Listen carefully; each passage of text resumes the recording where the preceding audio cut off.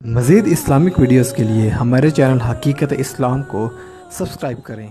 مولاي صل وسلم دائما أبدا على حبيبك خير الخلق كلهم۔ جمایا کہ وہ وقت آ گیا کہ حضرت عبداللہ بن رواحہ ان کا خط آتا ہے عمر فاروق کو کہ جناب امیر المومنین آپ کو مبارک ہو، بیت المقدس ہم نے فتح کر لیا ہے، آپ کو مبارک ہو، بیت المقدس فتح ہو گیا ہے، لیکن وہ کہتے ہیں چابیاں ہم سے جو لینی ہے اپنے خلیفے کو بلاؤ، بادشاہ کو بلاؤ، اپنے سردار کو بلاؤ، اپنے آقا کو بلاؤ، ان کو ہم چابیاں دیں گے۔ فتح حاصل ہو گئی ہے، صرف آپ آ جائیں چابیاں لینے کے لیے۔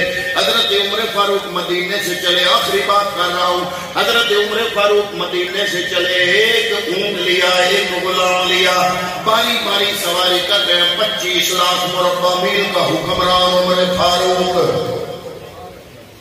جنہوں نے اپنے 12 سالہ خلافت میں کتنا کمایا، ایک اونٹنی اور ایک غلام لے کے، وہ بھی ریاست کے کام کے لیے جا رہے ہیں، اور اتنا وہ ہے نا ریاست کے ساتھ مخلص کہ اپنے گھر میں امیری بڑھنے کی بجائے غربت بڑھی ہے، غربت بڑھی ہے۔ جب سے امیر المومنین بنے تو لوگوں نے کہا جناب ایک اونٹنی ہے غلام اور اتنا لمبا سفر ہو یروشلم او بیت المقدس، اتنا لمبا سفر، 2 اونٹنیاں لے لو، 2 غلام لے لو۔ فرمایا نہیں، یہ بیت المال کا خزانہ میرا نہیں ہے، یہ عوام الناس کا ہے، ایسے جناب۔ اسی لیے تو ہندو بھی بول اٹھا، غیر مسلم بھی بول اٹھے، انہوں نے کہا حکومت ایسے کرو جیسے پیغمبر اسلام کے 2 خلیفے ابو بکر اور عمر نے کر کے دکھائی ہے۔ لیکن افسوس ہم نے سے کلمہ پڑھ کے بھی ان کو ان کی سمجھ نہ آئی، جنہوں نے کلمہ نہیں پڑھا ان کو آ گئی کہ بڑی شاید ہے۔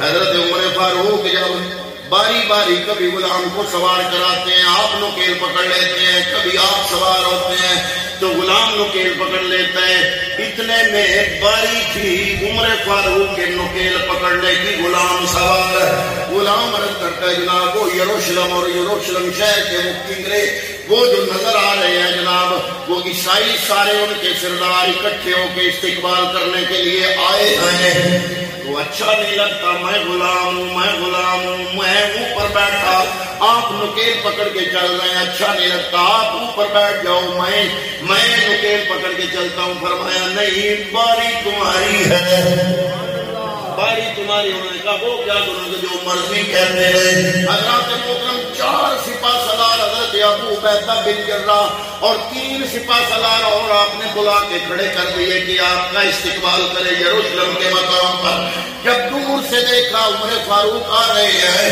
حضرت ابو عبیدہ بن جراح دوڑ کے گئے، جا کے کانوں پہ منہ رکھ کے عرض کیا، اے امیر المومنین، یہ بڑے مہذب لوگ ہیں، یہ عیسائی سردار، یہ بڑے بڑے سردار، بڑے بڑے جاگیردار، یہ بڑے مہذب لوگ ہیں، اور آپ نے جناب سوار، آپ نے نکیل پکڑی ہوئی ہے، غلام سوار ہے، اور آپ کے لباس پہ، آپ کے جسم پہ جو لباس ہے اس میں 14 پیغام لگے ہوئے ہیں، اپنا لباس چینج کر لو۔ عمر فاروق نے تاریخ ساتھ جملہ بولا، آپ نے ابو عبیدہ، حضرت ابو عبیدہ بن جراح کے گلے میں بازو ڈالے، عمر روک پڑے۔ عمر نے فرمایا ہے ابو عبیدہ بن جراح سچ بتاؤ، عمر کو یہ عزت لباس کی وجہ سے ملی ہے یا محمد کی غلامی کی وجہ سے ملی ہے؟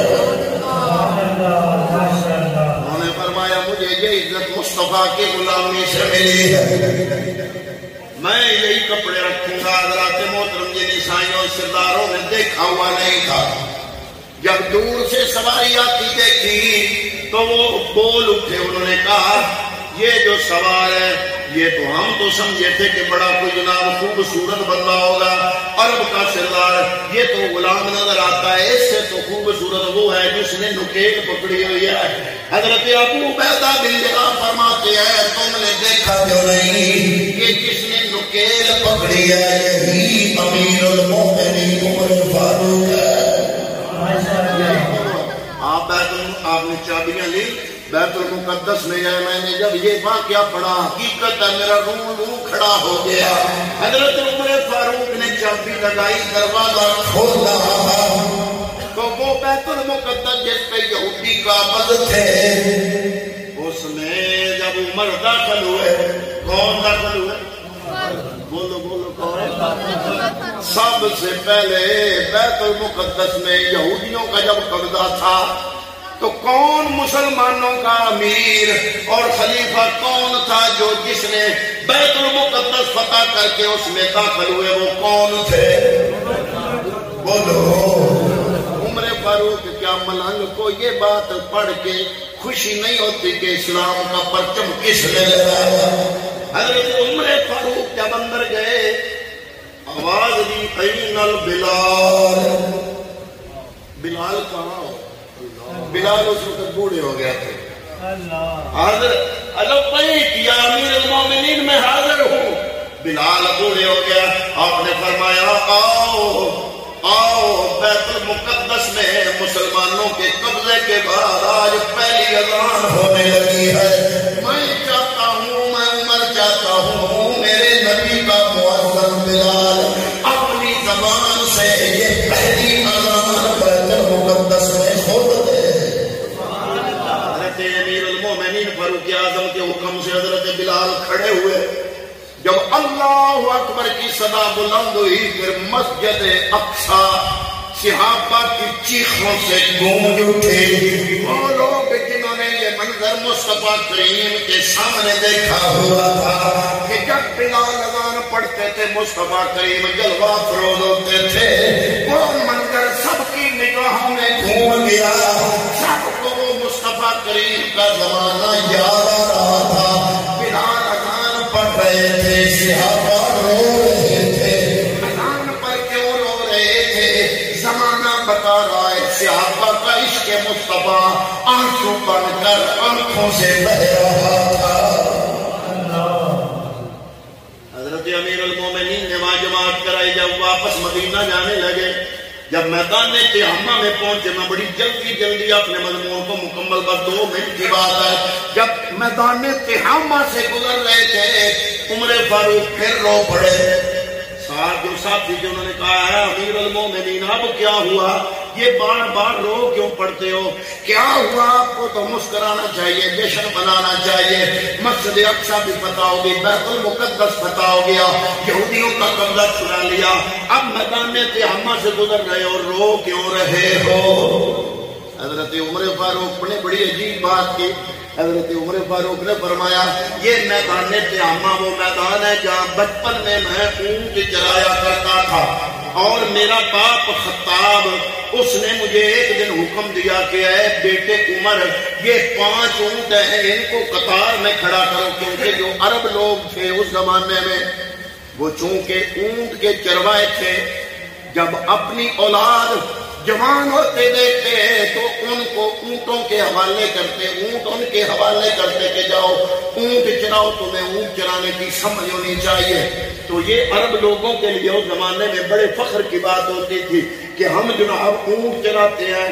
باپ خطاب نے, عمر فرماتے ہیں کہ خطاب نے مجھے کہا کہ یہ 5 اونٹ لائن میں کھڑے کرو. یہ میدان تہامہ ہی تھا جس میں 5 اونٹ چرا رہا تھا. باپ کے حکم سے میں نے جب ان کو قطار میں کھڑا کیا, 5 اونٹ تھے, جب اگلا سیدھا کرتا پچھلا ٹیڑھا ہو جاتا, جب پچھلا سیدھا کرتا اگلا ٹیڑھا ہو جاتا. وہ عمر جو میدان تہامہ میں مجھے رونا اس لیے آیا کہ مجھے اپنا بچپن یاد آ گیا کہ وہ عمر جو اسی میدان تہامہ میں 5 اونٹ ایک لائن میں کھڑا نہیں کر سکتا تھا, آج محمد کے عشق کا صدقہ 25 لاکھ مربع میل کا حکمران بن کر سب کو ایک لائن میں کھڑا کرنے میں کامیاب ہو گیا ہے. ماشاءاللہ, یہ ہے جناب عشق مصطفیٰ کے اثرات.